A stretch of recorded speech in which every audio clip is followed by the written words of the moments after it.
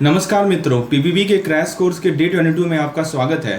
दोस्तों, पीपीबी का book 900 page का है और पूरे 900 पेज को पढ़ पाना, उसे समझ पाना, उसे याद रख पाना इम्पॉसिबल है। तो दोस्तों, इस क्रैश कोर्स का यही मकसद है कि जो इंपॉर्टेंट क्वेश्चंस है, जहां से जिस टॉपिक से क्वेश्चन बने हैं पिछले 5 साल में, वो हमारे पास कलेक्टेड है। उसके बेसिस पे मैं आपको पिक्टोरियल नोट्स प्रोवाइड करता हूँ, जो कि पिक्चर फॉर्मेट में होता है। आप देख सकते हैं स्लाइड्स पर मेन पॉइंट्स में आपको प्रोवाइड करता हूँ, जिसको यदि आप एक बार देख लें, निश्चित रूप से आपका कंसेप्ट क्लियर होगा। वीडियोस को देख लें तो उस कंसेप्ट आपको क्लियर हो जाएगा और तुरंत आप इसके बाद क्या करते हैं, एमसीक्यूज प्रैक्टिस करते हैं, क्योंकि सबसे ज्यादा जरूरी चीज क्या है, एमसीक्यूज प्रैक्टिस। अल्टीमेटली एग्जाम में तो आप एमसीक्यू ही फेस करेंगे ना, तो एमसीक्यूज को प्रैक्टिस करना बहुत जरूरी है। और मैं डेली फोल्डर में एमसीक्यूज डाल रहा हूँ, क्विजेस डाल रहा हूँ। क्विज आप कहीं भी अटेम्प्ट कर सकते हैं। आप ट्रैवलिंग कर रहे हो या आप कहीं अपने वर्क प्लेस पे हो, आप थोड़ा सा समय निकाल लीजिए, 5 मिनट का क्विज अटेम्प्ट कर लीजिए। तो चलिए शुरुआत करते हैं आज के इस टॉपिक को, जो कि बेस्ड है एंसिलरी सर्विस पे।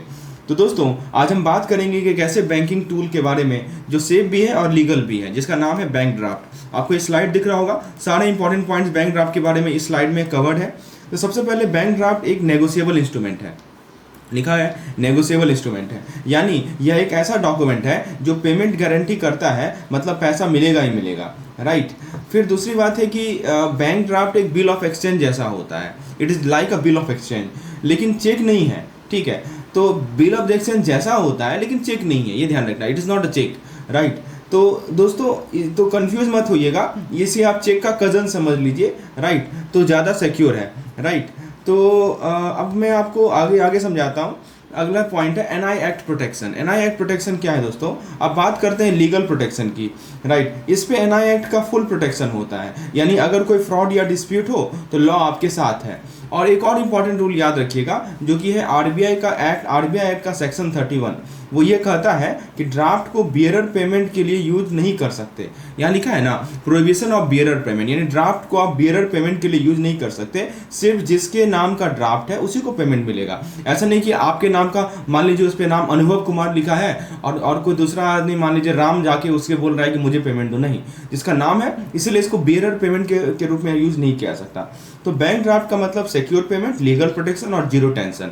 समझ में आ गया दोस्तों? ये सब की पॉइंट याद रखेंगे। सेक्शन 31 याद रखिएगा आरबीआई एक्ट का, ठीक है। तो हम नेक्स्ट स्लाइड में हम देखेंगे और इंटरेस्टिंग बैंकिंग फैक्ट, तो बने रहिए। अब मैं आपको, देखिए, ये बैंकर्स चेक के बारे में जितना पॉइंट है, सबको मैं इस पार्टिकुलर स्लाइड में आपके सामने प्रस्तुत कर रहा हूँ, सारे पॉइंट्स को। आप बुक पढ़ेंगे ना, तो बुक में आपको लाइन वाइज मिलेगा, और यदि आप ये चार्ट एक बार देख लेंगे ना, आपके दिमाग में की पॉइंट्स आ जाएगा, और अल्टीमेटली एग्जाम में यही की पॉइंट आपको हेल्प देगा। चलिए समझते हैं बैंकर्स चेक के बारे में। दोस्तों, बात करते हैं एक और इंपॉर्टेंट बैंकिंग टूल की, जिसको हम लोग शॉर्ट में कहते हैं बैंकर्स चेक, या आप इसे बीसीज भी कह सकते हैं। आइए देखते हैं। यह एक ऐसा चेक है जो बैंक खुद इशू करता है, स्पेशली फॉर लोकल ट्रांजैक्शन, ठीक है। तो बैंकर चेक एक ऐसा चेक है जो कौन इशू करता है? बैंक इशू करता है। किस के लिए इशू करता है? लोकल ट्रांजैक्शन के लिए। It is issued for local transaction. Bank खुद इशू करता है लोकल ट्रांजैक्शन के लिए, राइट। तो बेसिकली तो यह सिर्फ एक चेक नहीं है, इससे काफ़ी केस हैं, राइट। तो बेसिकली यह एक ऐसा चेक है जो बैंक खुद इशू करता है, specially for local transaction. But यह सिर्फ एक चेक नहीं, इससे इसके काफ़ी और भी केसेस है, आप यहाँ पे देख सकते हैं। मैं थोड़ा जूम कर देता हूँ ताकि आपको क्लियरली चीज़ें दिखें। तो दोस्तों, सबसे पहला आप पॉइंट देखेंगे। सबसे पहले, अगर कस्टमर रिक्वेस्ट करे, राइट, तो अगर कस्टमर रिक्वेस्ट करे तो बैंक यह चेक इशू करता है। यहाँ लिखा है ना कि क्लाइंट रिक्वेस्ट, तो कस्टमर की डिमांड पे यह चेक इशू की जाती है। दूसरा, अगर आपको बिल पेमेंट करनी है लेकिन सिर्फ लोकल बैंक के लिए, अपने ही ब्रांच के अलावा, तो फिर ये बेस्ट तरीका है ना, एक्सक्लूडिंग ऑन ब्रांच। तो ये बिल पेमेंट करने का बेस्ट तरीका है बैंकर्स चेक, आपको लोकल पेमेंट करना है तो। हाँ, दूसरी बात है, कॉन्ट्रैक्टर और सर्विस प्रोवाइडर को पेमेंट करनी है तो उसके लिए भी बेस्ट तरीका है, ठीक है ना। यदि कॉन्ट्रैक्टर को या सर्विस प्रोवाइडर को पेमेंट करनी है तो बैंकर चेक यहाँ भी काम आ रहा है। फिर देखिए यहाँ पे अब बात की जा रही है उसके बाद डिजीज अकाउंट होल्डर। हाँ, ये बहुत इंपॉर्टेंट चीज़ है, मैं आपको ले चलता हूँ ऊपर। यहाँ देखिए, लेफ्ट साइड में देखिए, डिजीज अकाउंट पेमेंट के बारे में बताया जा रहा है। तो कहने का मतलब कि अगर किसी डिजीज्ड अकाउंट होल्डर के पास क्लेम करना हो तो लीगल हायर या क्लेमेंट को तब भी ये यूज होता है। लिखा है ना, चाहे वो लीगल हायर हो या क्लेमेंट हो, यदि से क्लेम करना है डिजीज अकाउंट होल्डर का पैसा। यदि मान लीजिए कोई अकाउंट होल्डर है, वो उसका डेथ हो गया, उसका पैसा किसी को क्लेम करना है, राइट, तो लीगल हायर या क्लेमेंट को क्लेम करना है, तब भी ये यूज होता है। फिर उसके बाद आता है हमारा स्टैट्यूटरी ड्यूज। स्टैट्यूटरी ड्यूज क्या होता है दोस्तों? स्टैट्यूटरी ड्यूज भी कवर करता है, जैसे इलेक्ट्रिसिटी बिल हो गया या यूटिलिटी बिल का पेमेंट हो गया। और कभी कभी दोस्तों बैंक क्या करती है, कभी कभी बैंक डेफर्ड पेमेंट गारंटी के लिए भी बैंकर चेक का यूज करते हैं, मतलब गारंटेड पेमेंट का ऑप्शन मिलता है, इसको बोलते हैं हम लोग डेफर्ड पेमेंट गारंटी, डीपीजी जिसको बोलते हैं ना। तो डीपीजी डेफर्ड पेमेंट गारंटी के लिए भी बैंकर चेक का यूज होता है, मतलब गारंटेड पेमेंट का ऑप्शन। और हाँ, अदर लोकल पेमेंट, जैसे आप देखिए दूसरे जो लोकल पेमेंट होते हैं जैसे कैश अल्टरनेटिव या सिंपल चेक ट्रांजेक्शन के लिए भी बैंकर चेक प्रेफर होता है। यहाँ पे देखिए ऊपर लिखा गया है जो हमारा अदर लोकल पेमेंट होता है जैसे कैश ट्रांजेक्शन, चेक अल्टरनेटिव, इसके लिए भी बैंकर चेक का यूज होता है। तो बैंकर चेक का मतलब है सेफ, रिलायबल और versatile instrument for multiple payment. तो अगले स्लाइड में और भी मजेदार बैंकिंग कंसेप्ट आ रहे हैं, सो स्टे ट्यून्ड। अब देखिए अगले स्लाइड की ओर ले चलता हूँ। अब देखिए स्लाइड में मैं आपको क्या बताने वाला हूँ दोस्तों, एक बहुत ही बड़ा कंफ्यूजन होता है डिमांड ड्राफ्ट और बैंकर चेक का इशू और पेमेंट कैसे होना चाहिए। चलिए इसको इजी और एग्जाम रेडी तरीके से समझते हैं, सिंपल भाषा में। बहुत इंपॉर्टेंट क्वेश्चन है, how should demand draft and banker cheque be issued and paid. देखिए दोस्तों इसमें नियम क्या है कि सबसे पहले रूल क्या है कि अगर इशुएंस या पेमेंट 20,000 से ज़्यादा का है, यदि मान लीजिए कि आपका जो इशुएंस है और जो पेमेंट है वो 20,000 से ज़्यादा का है, राइट, तो याद रखिए कैश अलाउड बिल्कुल नहीं है, नो कैश इज अलाउड, ठीक है। और दूसरी बात ये, कैश अलाउड तो नहीं है, ये तो आपने देख लिया, सिर्फ बैंक अकाउंट में क्रेडिट करके ही पेमेंट होगा, स्ट्रेट फॉरवर्ड है। तो आप जो है सिर्फ क्या करेंगे, बैंक अकाउंट में पेमेंट करेंगे और फिर ये क्रेडिट होगा, सिर्फ बैंक अकाउंट में क्रेडिट है करके ही पेमेंट होगा, समझे। आप पहले बैंक अकाउंट में क्रेडिट कीजिए पैसा और तब जाके उसका पेमेंट करवाइए, मतलब वो डीडी चेक जो भी बनवाना है बनवाइए। अच्छा, उसके बाद मान लीजिए कि फिर से 20,000 से ज़्यादा हो तो ठीक है। दूसरा इंपॉर्टेंट पॉइंट है, अगर इशुएंस या पेमेंट 20,000 से ज़्यादा का है तो वो हमेशा अकाउंट पे क्रॉसिंग के साथ इशू होगा, हमेशा इशू होगा अकाउंट पे क्रॉसिंग के साथ, ठीक है, ताकि ट्रांजेक्शन सिक्योर रहे और कोई मिसयूज ना हो। ये दो चीज़ याद रहेगा ना आपको कि आप कैश नहीं कर सकते, और दूसरी बात कि वो अकाउंट पे ही एक क्रॉसिंग के उसके इसके साथ इशू होगा ताकि उसको सिक्योरिटी के लिए। और तीसरी बात ये कि सुपर क्रूशियल है कि अगर इशुएंस या पेमेंट 50,000 या उससे ज़्यादा का है तो सिर्फ बैंकिंग चैनल के थ्रू ही इशू और पेमेंट होगा, मतलब कैश बिल्कुल भी अलाउड नहीं है। 50,000 के ऊपर तो कैश और भी नहीं अलाउड है, केवल बैंकिंग चैनल से ही करना है। तो एग्जाम के लिए गोल्डन रूल याद रखिए, 20,000 के पर अकाउंट पे क्रॉसिंग जरूरी है और 50,000 के ऊपर कैश काम नहीं करेगा, सिर्फ बैंकिंग चैनल ही काम करेगा। इजी था ना। इसी तरह अगला स्लाइड और भी इंटरेस्टिंग होगा, तो रेडी रहिए आप। और फ्रेंड्स, आप यदि चाहते हैं कि हर एक वो पॉइंट कवर करें एग्जामिनेशन से पहले जो एग्जामिनेशन पॉइंट ऑफ व्यू से इंपॉर्टेंट है, आपके पास समय की कमी लग रही है आपको, तो हमारा क्रैश कोर्स इसीलिए बनाया ही हमने, क्योंकि दोस्तों जो लास्ट पिछले 5 साल में जो जिस पे सवाल आए हैं उसी कंसेप्ट को हम लोग यहाँ पे कवर करते हैं। It is not possible to cover the complete thing in just 1 month, right. So our priority is to focus on those topic from your question are more frequently asked. If you want to get detail regarding the crash course, you can WhatsApp me on this particular number, and in the description section also you will see the link of the course. Now let me move to the next slide. और आइए अगले slide में देखते हैं क्या हम लोग सीखने वाले हैं, बहुत इंपॉर्टेंट चीज़ सीखने वाले हैं दोस्तों। तो हम समझते हैं कि फाइनेंशियल इंस्ट्रूमेंट के हैंडलिंग कैसे होता है, स्पेशली डिमांड ड्राफ्ट और बैंकर्स चेक की केस में। सबसे पहले देखिए आपको क्या करना पड़ेगा, वैलिडेट करना पड़ेगा इंस्ट्रूमेंट को। मतलब क्या होता है कि अगर आपके डीडी की वैलिडिटी खत्म होने वाली है तो एक बार उसकी वैलिडिटी को 1 साल के अंदर एक्सटेंड करवा सकते हैं, सिर्फ एक ही बार, ध्यान रखिएगा, विदिन ओनली 1 टाइम एक्सटेंशन, एक ही बार। और हाँ, परचेजर का नाम डीडी, पीओ या बीसी पर लिखना कंपलसरी है, कौन परचेज कर रहा है ये ध्यान रखिएगा। Purchaser name must be mention on DD, PO, BC, है ना। तो जो भी आपका डीडी हो गया उस पर परचेजर का नाम लिखना मस्ट है। फिर आता है हमारा रिवैलिडेट डीडी। अगर डीडी की वैलिडिटी, आपको पता ही है कि आपके डीडी की जो वैलिडिटी होती है वो 3 मंथ की होती है इशू डेट से। तो अगर एक्सपायर्ड हो गया है तो एक बार रिवैलिडेट करवा सकते हैं विदिन ईयर, वरना डीडी आपका कैंसिल हो जाएगा, ठीक है। तो यदि आपका डीडी एक्सपायर हो गया है तो उसको आप रिवैलिडेट करा सकते हैं, वरना वो क्या हो जाएगा, कैंसिल हो जाएगा। अच्छा, अब दूसरी बात बीसी का रिवैलिडेट का क्या नियम है, बीसी भी इशूइंग ब्रांच के थ्रू रिवैलिडेट किया जा सकता है, लेकिन सिर्फ एक बार, after that they get cancelled. I hope that makes sense to you. Now the next point is stop payment. दोस्तों स्टॉप पेमेंट का यदि सीन है तो अगर आपके डीडी या बीसी पेई को दे दिए हैं तो अब आप उसका स्टॉप पेमेंट नहीं करा सकते, वंस डिलीवर्ड आपका कंट्रोल खत्म, ठीक है ना। तो purchaser can not stop payment after delivering the DD and BC to the payee. तो एक बार आपने डिलीवर कर दिया तो आप उसको स्टॉप पेमेंट नहीं करवा सकते, ये ध्यान रखना है। अच्छा, हैंडल लॉस और थेफ्ट। तो अगर डीडी या बीसी खो गया है या चोरी हो गया है तो बैंक को बहुत कॉशियसली काम करना होगा before issuing a duplicate. Bank पर कॉशन काफ़ी ज़रूरी है, है ना। और फिर इसके सबसे लास्ट में आता है प्रोसेस फंड। प्रोसेस फंड का मतलब क्या, प्रोसेस रिफंड। तो रिफंड तभी मिलेगा जब आप ओरिजिनल इंस्ट्रूमेंट रिटर्न करेंगे बिना किसी इंडोर्समेंट, क्रॉसिंग या नेगोशिएशन मार्क के। तो एग्जाम और रियल लाइफ दोनों के लिए यह आपके बैंकिंग लाइफ के लिए बहुत इंपॉर्टेंट पॉइंट्स हैं। तो यह था एक पावरफुल कंसेप्ट क्लियर करने वाला मॉड्यूल। तो दोस्तों लाइक कीजिए, शेयर कीजिए और रेडी रहें अगले स्लाइड के लिए। जैसे आपको समझ में आ रही है ना, एक पॉइंट जो आपको देखिए यहीं से सवाल पूछा जाता है जो मैं आपको सामने प्रस्तुत कर रहा हूँ। चलिए आगे बात करते हैं हम लोग। Should a duplicate DD BC be issued. अब देखिए इस पर केस स्टडी पूछ देगा। तो दोस्तों अब सवाल यह है कि क्या डुप्लीकेट डीडी या बीसी इशू किया जा सकता है। चलिए इजी वे में समझते हैं। सबसे पहला रूल क्या है कि पेमेंट नॉट मेड। इसको समझिए, पेमेंट नॉट मेड। तो दोस्तों डुप्लीकेट तभी इशू होगा जब असली डीडी या बीसी का पेमेंट अभी तक नहीं हुआ है। अगर पहले ही पे हो गया है तो डुप्लीकेट का सवाल ही नहीं है, ठीक है। तो डुप्लीकेट तभी इशू होगा, ध्यान दीजिएगा, कि जब असली डीडी या असली बीसी का पेमेंट अभी तक नहीं हुआ है, राइट। और मान लीजिए पेमेंट अब पहले हो गया तब डुप्लीकेट का सवाल ही नहीं उठता है। फिर इंडेमनिटी प्रोवाइडेड। इंडेमनिटी प्रोवाइडेड का क्या मतलब है दोस्तों, आपको या पेई को बैंक को एक इंडेमनिटी बॉन्ड देना पड़ेगा, एक तरह का एश्योरेंस की अगर कुछ भी इशू आया तो जिम्मेदारी आपकी होगी। इसको बोलते हैं इंडेमनिटी, ठीक है। तो मैं फिर से रिपीट कर रहा हूँ कि आपको या पेई को बैंक को एक इंडेमनिटी बॉन्ड देना पड़ेगा, है ना, कि अगर कुछ भी इशू आए तो जिम्मेदारी आपकी होगी। जब भी आप डीडी का डुप्लीकेट इशू करवाते हैं ना तो इंडेमनिटी देना पड़ता है। और विद इन 15 डेज बैंक को यह डुप्लीकेट डीडी बीसी 15 दिन के अंदर इशू करना होगा। अगर डिले किया तो बैंक को इंटरेस्ट देना पड़ेगा। और जो इंटरेस्ट का कॉम्पेंसेशन है, अगर बैंक लेट करेगा तो एफडी रेट के हिसाब से इंटरेस्ट भरना पड़ेगा पेई को।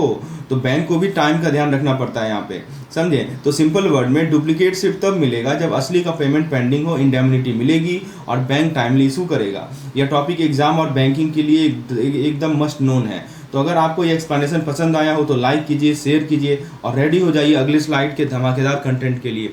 चलिए अगले स्लाइड की ओर बढ़ते हैं। तो आपके सामने है हमारा नेक्स्ट स्लाइड। यहाँ पे आरटीजीएस की बात करेंगे हम लोग। सारे इंपॉर्टेंट पॉइंट्स आरटीजीएस को मैंने कलेक्ट किया है।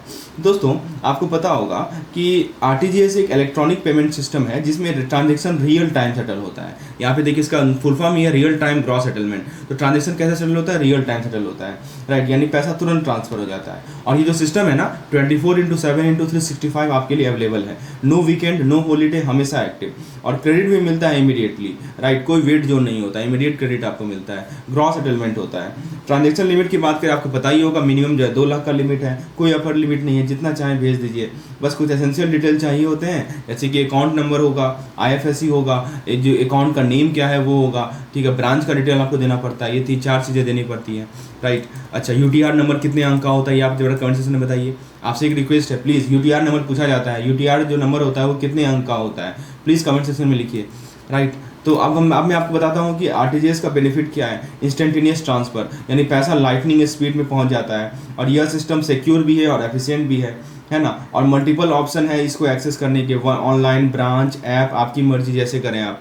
और फिर प्रोसेसिंग एंड सिक्योरिटी की बात करें तो यह जो सिस्टम होता है वो रियल टाइम पे काम करता है, रियल टाइम ट्रांजैक्शन होते हैं, राइट, डिले का सवाल ही नहीं है। पैसा क्रेडिट होता है अकाउंट नंबर के बेसिस पे। और हाँ, पूरा सिस्टम सेफ और सिक्योर है, तो टेंशन फ्री रहना है।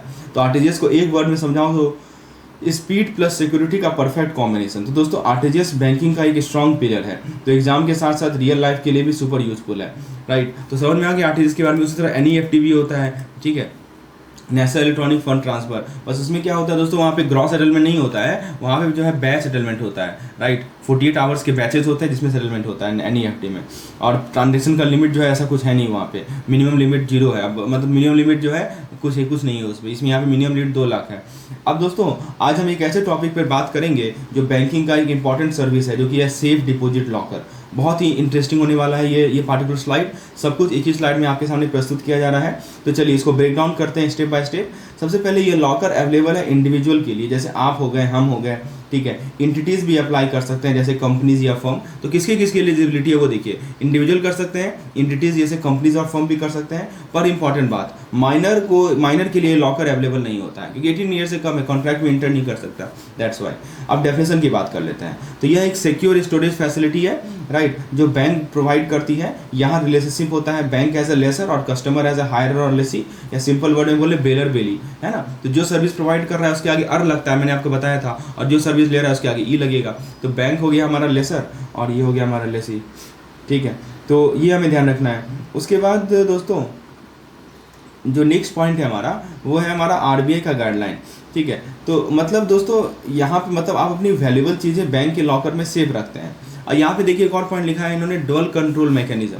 क्या मतलब हुआ कि यह सिस्टम अल्ट्रा सेफ है क्योंकि लॉकर खोलने के लिए 2 लोगों की चाहिए होती है ना। तो कौन किसी की चाहिए होती है, एक तो आपका जो हायरर कस्टमर का की होता है, और एक जो होते हैं ना जो बैंक के ऑफिसर होते हैं जिनको मास्टर की कहा जाता है, और उसको मास्टर की कहा जाता है, उनका की चाहिए होता है। तो दोनों की के बिना लॉकर नहीं खुलता, सो एक्स्ट्रा सिक्योरिटी का बंदोबस्त है। और दोस्तों आरबीआई ने इस पूरे प्रोसेस का कॉम्प्रिहेंसिव रिवीजन किया था अगस्त 2021 में। गाइडलाइन को अपडेटेड और कस्टमर फ्रेंडली बनाया गया। सो गाइस, नेक्स्ट टाइम अगर आपको अपने गोल्ड या डॉक्यूमेंट को सिक्योर करना हो तो safe deposit locker is the way to go, right.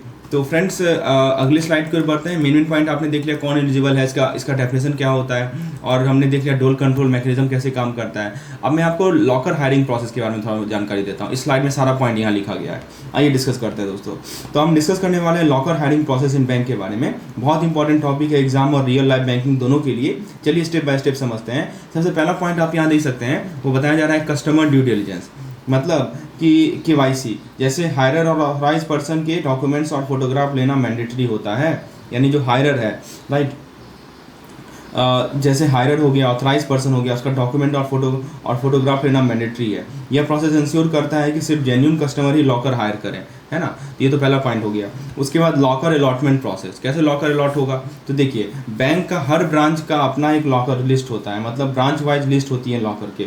Locker allotment का प्रोसेस ट्रांसपेरेंट होता है, मतलब नो फेवरेटिज्म, सबको इक्वल चांस मिलता है। अब यहाँ पे एक देखेंगे वर्ड लिखा है मॉडल लॉकर अरेंजमेंट, मतलब बैंक का एग्रीमेंट फॉलो करता है IBA का मॉडल एग्रीमेंट और सुप्रीम कोर्ट के डायरेक्शन को, ठीक है। मतलब टर्म्स एंड कंडीशन बिल्कुल फेयर और रेगुलेटेड है ताकि कस्टमर का इंटरेस्ट प्रोटेक्टेड हो।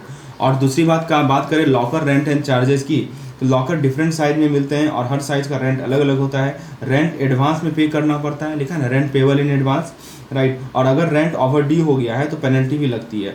और अगर कस्टमर लॉकर सरेंडर करता है तो प्रोपोर्शनेट रेंट का रिफंड भी मिलता है। ये सब पॉइंट याद रखेंगे। पहले तो एडवांस से पेमेंट करना पड़ेगा, और ओवर ड्यू रेंट होगा तो पेनल्टी लगेगी, और रिफंड जो है प्रोपोर्शनेट अमाउंट में मिलता है। यदि कस्टमर लॉकर सरेंडर करना चाहता है तो प्रोपोर्शनेट रेंट का रिफंड भी मिलता है। अच्छा, अब एक बात कर लेते हैं टर्म डिपॉजिट एट सिक्योरिटी की। इस पर सवाल पूछा जाता है बराबर, समझिए। इसमें 3 पॉइंट मैं समझा रहा हूँ आपको। कुछ केसेस में बैंक हायरर से टर्म डिपॉजिट लेते हैं जो लॉकर के 3 साल का rent plus break open charge cover करता है। तो टर्म डिपॉजिट क्यों लेते हैं बैंक, तो 3 साल का रेंट और प्लस ब्रेक ओपन चार्ज उस टर्म डिपॉजिट से कवर होता है। पर इंपॉर्टेंट बात, आरबीआई कहता है कि एग्जिस्टिंग लॉकर होल्डर और सेटिस्फैक्ट्री अकाउंट वाले कस्टमर के साथ यह डिपॉजिट मैंडेटरी नहीं है, ठीक है, ये ध्यान रखना है। और ऑल्सो बैंक को लॉकर को किसी और एक्स्ट्रा प्रोडक्ट के साथ बंडल करना मना है। इसका मतलब नो फोर्स सेल, है ना। ऐसे नहीं कि आप बोलेगा कि लॉकर ले लो और साथ साथ मैं तुम्हें लोन भी दे दूंगा या कुछ और प्रोडक्ट दे दूंगा, नहीं। Bundling is extreme restrictive practice. ये बंडल नहीं कर सकते, लॉकर फैसिलिटी को एक्स्ट्रा डिपॉजिट के साथ बंडल नहीं कर सकते, ये रिस्ट्रिक्टिव प्रैक्टिस है। तो दोस्तों अब जब भी लॉकर हायर करने जाएं तो यह स्टेप याद रखना और स्मार्ट बैंकर या कस्टमर बनिए। तो दोस्तों आपको यह ब्रेकडाउन हेल्पफुल लगा हो तो एक लाइक तो बनता है दोस्तों। चलिए आगे बढ़ते हैं, अगले कंसेप्ट की ओर बढ़ते हैं हम लोग। और अगले कंसेप्ट को भी मैं आपके सामने इस चार्ट के माध्यम से प्रस्तुत कर रहा हूँ ताकि आपके दिमाग में सब कुछ चीज़ें बैठ जाए। और इस पर केस स्टडी आएगा ही आएगा, ये आप लिख के ले लीजिए। पिछले 3 बार इस पर केस स्टडी आया है, क्लेम सेटलमेंट प्रोसेस, इस बार भी आएगा क्योंकि बहुत ही फेवरेट टॉपिक है IIBF का। तो दोस्तों अब बात करते हैं एक बहुत ही क्रूशियल प्रोसेस के बारे में, claim settlement on customer death. जब किसी कस्टमर का डेथ हो जाता है तो बैंक कैसे लॉकर का सेटलमेंट करता है, चलिए स्टेप बाय स्टेप समझते हैं। सबसे पहले बात करते हैं prerequisite for access grant. यहाँ पे देखिए लिखा गया है prerequisite for access grant. तो दोस्तों सबसे पहले आइडेंटिटी वेरिफिकेशन होती है और कोर्ट ऑर्डर भी चेक किए जाते हैं। मतलब बिना ID प्रूफ, बिना वैलिड ID प्रूफ और कोर्ट के डायरेक्शन के लॉकर का एक्सेस अलाउड नहीं होता। आइडेंटिटी प्रूफ किया जाएगा और कोर्ट ऑर्डर चेक किया जाएगा, इसको बोलते हैं prerequisite for access grant. फिर टाइम लिमिट की बात कर लेते हैं। टाइम लिमिट क्या है दोस्तों, बैंक को मैक्सिमम 15 दिन के अंदर क्लेम रिसीव होने के बाद सेटलमेंट करके लॉकर का कंटेंट रिलीज करना होता है, नो अननेसेसरी डिले। अच्छा, उसके बाद मान लीजिए कि डेथ हो जाए सोल लॉकर हायरर का, तो अगर सोल लॉकर होल्डर का जो लॉकर होल्डर है उसी का डेथ हो गया तो पहले डेथ सर्टिफिकेट और नॉमिनी के ID वेरीफाई किए जाते हैं। पहले आप डेथ सर्टिफिकेट को वेरीफाई कीजिएगा, नॉमिनी के ID को वेरीफाई कीजिएगा, राइट। वेरिफिकेशन के बाद नॉमिनी को एक्सेस मिलता है बट आफ्टर प्रॉपर इन्वेंट्री यानी listing of item inside locker, ठीक है। नॉमिनी को अलाउ मिलता है यदि सोल लॉक हायरर का डेथ हो जाए तो, ठीक है। पहले वेरिफिकेशन कीजिएगा तब जाके उसे एक्सेस मिलेगा। अच्छा, अब मान लीजिए कि इसमें एक पॉलिसी फ्रेमवर्क के बारे में आपको बता दूं। यहाँ पे देखिए पॉलिसी फ्रेमवर्क बताया जा रहा है, यहाँ पे लेफ्ट साइड में आप देखेंगे तो दोस्तों यहाँ पे क्या है कि आईबीए का जो मॉडल ऑपरेशनल प्रोसीड्यूर है वो फॉलो होता है। बस डेथ सर्टिफिकेट और नॉमिनी का आईडी चाहिए होता है। अच्छी बात यह है कि जो आपका सक्सेशन सर्टिफिकेट हो गया, प्रोवेट हो गया या इंडेमनिटी बॉन्ड हो गया, ये जनरली रिक्वायरमेंट नहीं होती है, राइट। तो जैसे एक्स्ट्रा डॉक्यूमेंट जनरली रिक्वायर्ड नहीं होती है, इजी प्रोसेस बन गया है। अच्छा, ये तो था हमारा डेथ ऑफ सोल लॉकर हायरर। लेकिन यदि ज्वाइंट हो तब क्या करना होगा? मान लीजिए कि ज्वाइंट लॉकर हायरर हो, ज्वाइंट ऑपरेशन हो, तो ज्वाइंट लॉकर में अगर एक हायरर का डेथ हो जाए तो सर्वाइवर और नॉमिनी दोनों मिलकर ज्वाइंटली एक्सेस करते हैं लॉकर को, बट पहले इन्वेंट्री बनानी जरूरी है। यहाँ देखिए लिखा गया है ना, सर्वाइवर और नॉमिनी ज्वाइंटली एक्सेस करते हैं लॉकर को पहले, लेकिन इन्वेंट्री बनाने के बाद। बैंक हमेशा मैंडेट को फॉलो करता है जो हायरर ने पहले दिया होता है। मैंडेट के बारे में मैंने आपको पिछले लेक्चर में समझाया था, मैंडेट क्या होता है। तो ऐसे केस में बैंक हमेशा मैंडेट को फॉलो करता है और ये मैंडेट जो है हायरर ने पहले से दिया होता है। अच्छा, एक्सेस विदाउट नॉमिनी तो क्या होगा? देखिए ये जो चीज़ आपको स्लाइड में बता रहा हूँ ना, ये आपको रियल बैंकिंग लाइफ में भी बहुत हेल्पफुल लगेगा। तो आप इसको हेल्प यूज कर सकते हैं इस स्लाइड्स को। और दोस्तों आपको मैं बता दूँ, क्रैश कोर्स में जो भी पीडीएफ है उसको आप डाउनलोड भी कर सकते हैं अपने ऑफलाइन रीडिंग के लिए, राइट। आप उसको लैपटॉप पे, मोबाइल पे कहीं भी एक्सेस कर सकते हैं। कोई चीज़ को बार बार अटेम्प्ट कर सकते हैं। ऐसा नहीं कि एक बार अटेम्प्ट किया बस खत्म, नहीं, you can attempt multiple times. तो दोस्तों एक्सेस विदाउट नॉमिनी की यदि हम बात करें, इसमें क्या बताया जा रहा है कि अगर मान लीजिए नॉमिनी अपॉइंट नहीं किया गया या सर्वाइवरशिप क्लाउज नहीं दिया गया तो लीगल हायर या लीगल रिप्रेजेंटेटिव को ही एक्सेस मिलेगा विद प्रॉपर डॉक्यूमेंटेशन और बैंक के ड्यू डिलिजेंस के बाद, ठीक है। वही चीज़ यहाँ बताया जा रहा है कि मान लीजिए कि अगर नॉमिनी अपॉइंट नहीं किया गया या सर्वाइवरशिप क्लाउज भी नहीं दिया गया तो लीगल हायर या लीगल रिप्रेजेंटेटिव को ही एक्सेस मिलेगा प्रॉपर डॉक्यूमेंटेशन के बाद। और अगर आइदर और सर्वाइवर क्लॉज दिया है, क्या दिया है? आइदर और सर्वाइवर क्लॉज, यहाँ पे लिखा है ना आइदर और सर्वाइवर। यदि मान लीजिए कि आइदर और सर्वाइवर क्लॉज दिया गया है तो जो भी सर्वाइवर बचा है वो लॉकर एक्सेस कर सकता है एज पर मैंडेट। तो गाइज ये पूरा प्रोसीड्यूर बैंक कस्टमर और बैंकर दोनों के लिए सुपर इंपॉर्टेंट है। अगर आपको ये समझ में आया हो तो फ्रेंड्स एक लाइक तो जरूर कीजिएगा। चलिए आपको मैं अगले कंसेप्ट की ओर ले चलता हूँ, वो है locker closure and discharge process में। तो दोस्तों अब हम बात करते हैं लॉकर क्लोजर और डिस्चार्ज प्रोसीड्यूर के बारे में, कब और कैसे बैंक लॉकर को क्लोज या ओपन करता है अंडर स्पेशल सिचुएशन। सबसे पहले देखिए situation requiring breaking open of locker, यहाँ पे लेफ्ट साइड में आप देख सकते हैं। तो बेसिकली सबसे पहला केस है जब हायरर अपनी लॉकर की खो देता है तो कस्टमर का रिक्वेस्ट पर बैंक उस लॉकर को ऑफिशियली ओपन करते हैं, राइट। दूसरा सिनेरियो होता है गवर्नमेंट या कोर्ट का इन्फोर्समेंट ऑर्डर, लिखा है ना गवर्नमेंट और कोर्ट इन्फोर्समेंट ऑर्डर। पहले तो मैंने बताया आपको की लॉस्ट बाय हायरर, दूसरा बताया मैंने आपको गवर्नमेंट इन्फोर्समेंट ऑर्डर। तो दोस्तों मतलब कोर्ट या कॉम्पिटेंट अथॉरिटी का ऑर्डर आता है कि लॉकर सीज किया गया है, तब बैंक लॉकर तोड़कर ओपन करेगा। और तीसरा केस है हमारा नॉन कॉपरेशन ऑफ हायरर।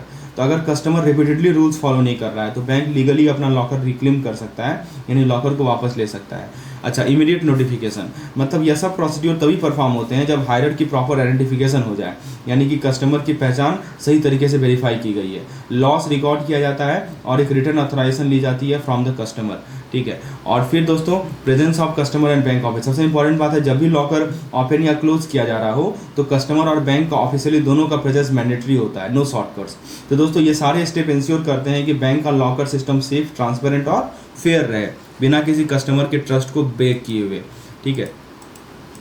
तो ये सभी चीज़ें यदि आपको क्लोज करना है, डिस्चार्ज करना है, तो ये सभी चीज़ें इंपॉर्टेंट है। अच्छा, उसके बाद मैं आपको पीएमएस के बारे में ले चलता हूँ दोस्तों, सिंपली समझाता हूँ। अब हम बात करेंगे कॉम्प्रिहेंसिव पोर्टफोलियो मैनेजमेंट ओवरव्यू के बारे में, यानी पोर्टफोलियो मैनेजमेंट का फुल पिक्चर। तो देखिए सबसे पहले बात करते हैं पोर्टफोलियो की। एक पोर्टफोलियो क्या होता है? यह एक बास्केट है जिसमें हम अपने इन्वेस्टमेंट डालते हैं। अब एक इन्वेस्टमेंट में क्या हो सकता है आपका, मैं थोड़ा जूम कर देता हूँ ताकि आपको चीज़ें क्लियरली दिखे, राइट। तो इन्वेस्टमेंट में क्या हो सकता है? आपका डेब्ट हो सकता है या आपका इक्विटी हो सकता है, राइट। डेब्ट सिक्योरिटी, इक्विटी सिक्योरिटी। यदि हम बात करें डेब्ट सिक्योरिटी की, तो डेब्ट सिक्योरिटी में क्या आ गया? इसका मतलब कि आपको इंटरेस्ट इनकम मिलेगा, जैसे फिक्स डिपॉजिट हो गया। एफडी एक तरह का डेब्ट सिक्योरिटी है, बॉन्ड एक तरह का डेब्ट सिक्योरिटी है, क्योंकि आपको फिक्स इंटरेस्ट इनकम मिलता है। लेकिन यदि इक्विटी की बात करें, इक्विटी इन्वेस्टमेंट से आपको मिलेगा डिविडेंड इनकम। आपको क्या मिलेगा? डिविडेंड इनकम और प्लस कैपिटल एप्रिसिएशन, यानी स्टॉक मार्केट का रिटर्न मिलेगा। तो यदि हम पोर्टफोलियो मैनेजमेंट, तो बेसिकली यही होता है हमारा पोर्टफोलियो।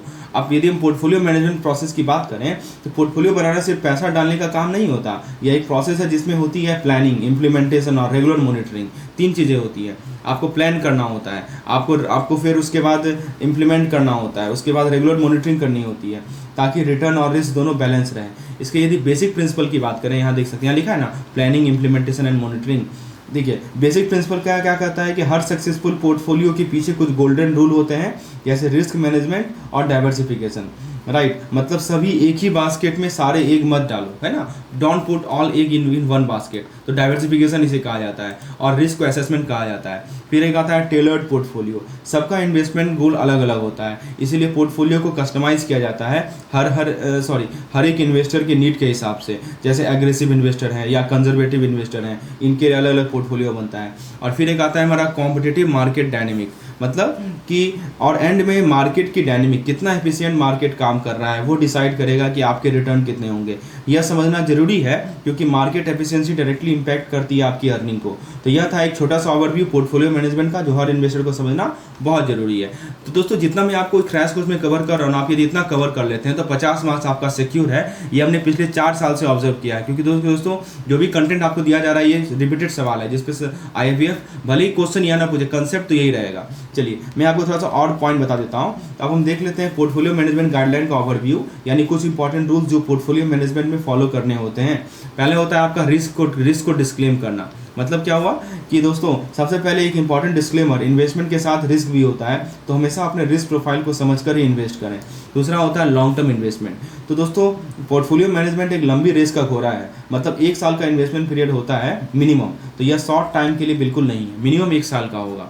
मार्केट रेट ट्रांजेक्शन, मतलब सारे ट्रांजेक्शन मार्केट रेट पे किए जाते हैं, कोई आर्टिफिशियल या मैनिपुलेटेड प्राइसिंग नहीं होती, यानी फेयर वैल्यू पर डीलिंग होगी।